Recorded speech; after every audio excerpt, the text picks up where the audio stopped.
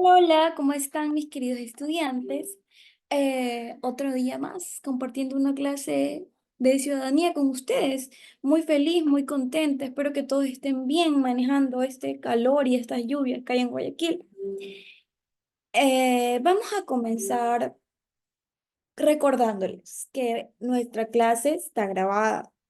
Entonces, por favor, vean una y otra vez la clase si es necesario para poder responder las preguntas correctamente. Recuerden que la tarea estará habilitada en la plataforma habitual, la plataforma de siempre, así que no hay problema, no hay dónde perderse. Ahora sí, nuestro tema es hoy ciudadanía, nuestra materia, y el tema es principio de igualdad expresado en el sufragio universal de las personas privadas de la libertad. Las personas privadas de la libertad son las personas, los PPL, conocidos aquí en Ecuador como los PPL, los presos, los que están en La Roca, en la Penny. Vamos a indagar un poco cómo es esto en otros países y aquí en Ecuador. Imaginen que estamos en un país donde todas las personas tienen derechos, incluso aquellas que están privadas de su libertad.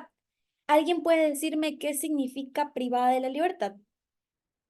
Espero que ustedes paren el video y redacten. Bueno, cuando decimos que alguien está privado de la libertad, nos referimos a una persona que está en un centro penitenciario,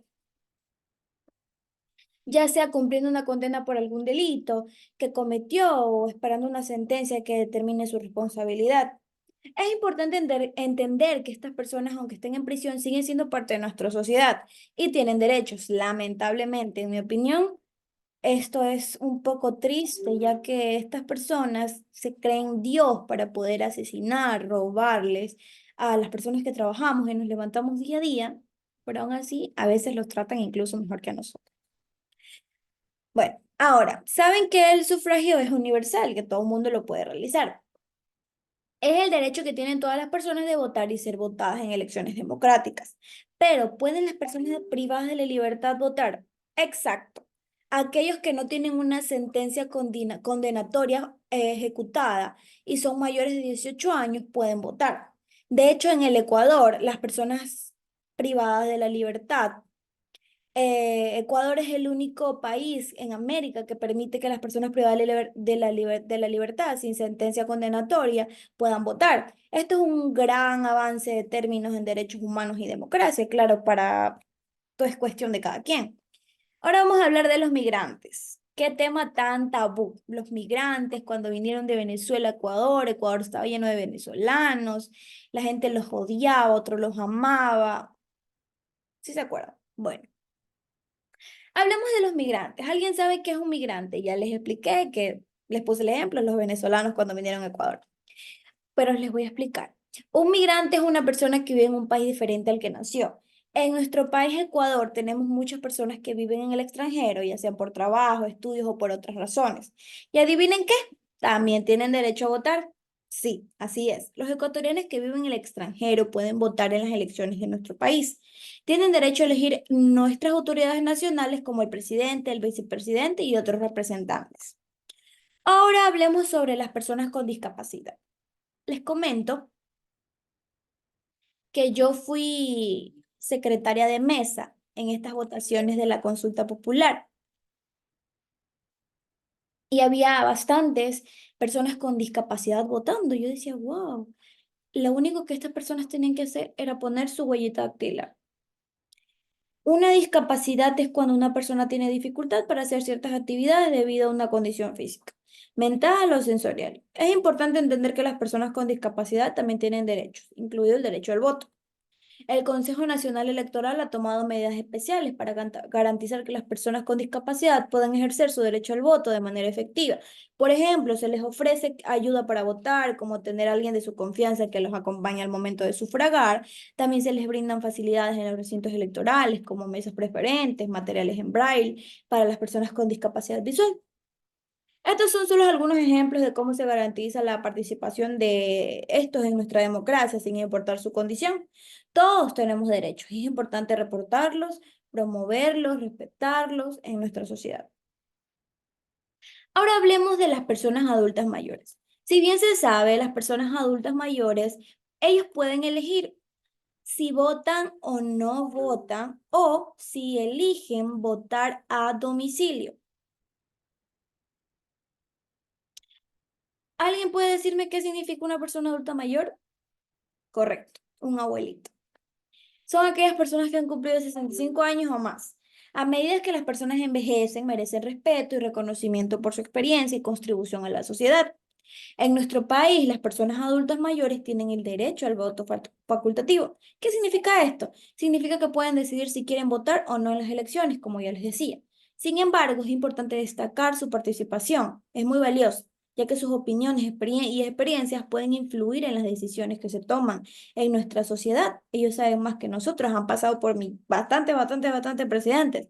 El Consejo Nacional Electoral también ha implementado medidas especiales para garantizar que las personas adultas mayores puedan ejercer su derecho al voto de manera efectiva. Por ejemplo, se les ofrece la opción de votar en casa, si tienen dificultades para ir, se les brinda también atención preferencial en los recintos electorales para que puedan votar de manera más cómoda y segura.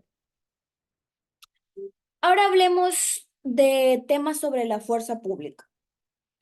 ¿Alguien puede decirme qué es la fuerza pública? Exacto. La fuerza pública se refiere a las instituciones encargadas de dar la seguridad y el orden en nuestra sociedad, como la policía, los militares, las fuerzas armadas. Y las fuerzas armadas, disculpen, ya.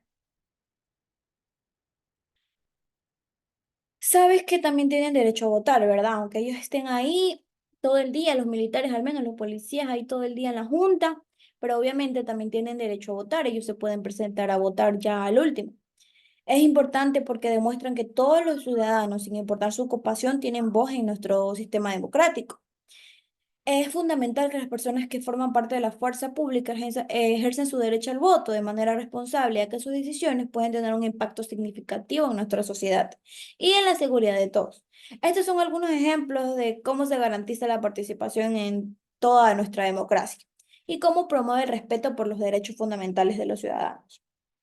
Ahora, hablemos de un tema tabú también que yo considero que es muy tabú, el voto en los adolescentes, ya que algunas personas consideran que los adolescentes no, no deberían votar, porque no saben o votan ahora porque es guapo, porque ay, me es carismático, me pareció lindo y no por lo que verdaderamente ofrece. Los adolescentes son personas que tienen entre 13 y 19 años de edad. Durante esta etapa de la vida, los adolescentes experimentan muchos cambios y comienzan a asumir sus responsabilidades. ¿Sabían que los adolescentes también tienen derecho al voto en nuestro país, verdad? La Constitución de 2008 reconoció el derecho al sufragio de los adolescentes de 16 y 17 años con carácter facultativo. Esto significa que los adolescentes pueden decidir si participan o no participan en las elecciones sin ninguna multa o cargo. Esta medida fue muy importante para ampliar la democracia, de dar voz a un grupo que antes no tenía la oportunidad de participar en estas decisiones políticas. Sin embargo, es crucial, como les decía, que los adolescentes comprendan la importancia de su voto y sepan cómo ejercer su derecho de manera responsable. En resumen, los adolescentes tienen el derecho y la responsabilidad de participar en las elecciones y contribuir al desarrollo de nuestro país. Su voz es importante y debe ser escuchada en nuestra sociedad democrática. Esto ha sido todo por la clase de hoy. Espero que haya sido muy interesante para ustedes, tanto como para mí. Espero que hayan aprendido muchísimo y los veo en la próxima clase. Adiós.